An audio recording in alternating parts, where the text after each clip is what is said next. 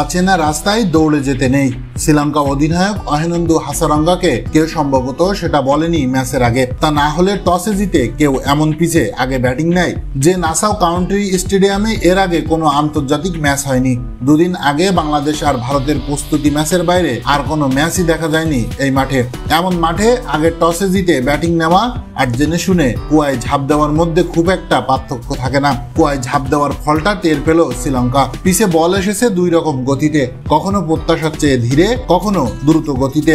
এর মধ্যে দক্ষিণ আফ্রিকার অনরিক নরকিয়া আইপিএল এর ফর্মকে কাঁচকলা দেখিয়ে বল হাতে যা করলেন সেটিকে আগ্নেয়গিরির সঙ্গে তুলনা করা চলে। 4 ওভার হাত গড়িয়ে 7 রান দিয়ে নিয়েছেন 4 উইকেট। মহারাজাও দারুণ বোলিং করেছেন আর শ্রীলঙ্কার ব্যাটসম্যানেরা পিচ না বুঝে ব্যাটিং করেছেন, যেমনটা সেদিন বাংলাদেশ ভারতের বিপক্ষে করেছিল আর কি। ফল আগে ব্যাটিং করে শ্রীলঙ্কা বোঝালো ব্যাটিং এর দুর্বলতা শুধু বাংলাদেশেরই নয়।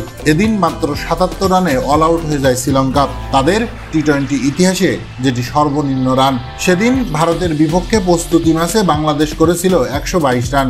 শ্রীলঙ্কাকে দেখে তাই শান্ত লিটনদের হতাশা কিছুটা কমতে পারে। এদিকে সেই জবাবে ব্যাট করতে নেমে 77 রানও অনেক বেশি হয়ে ওঠে দক্ষিণ আফ্রিকার সামনে। 77 রান তুলতে 16 ওভার 2 বল আর 4 উইকেট হারিয়ে ফেলে দক্ষিণ আফ্রিকা। শেষ পর্যন্ত 22 বল হাতে রেখে 6 উইকেটের জয় নিয়ে মাঠ ছাড়ে পটিয়ারা।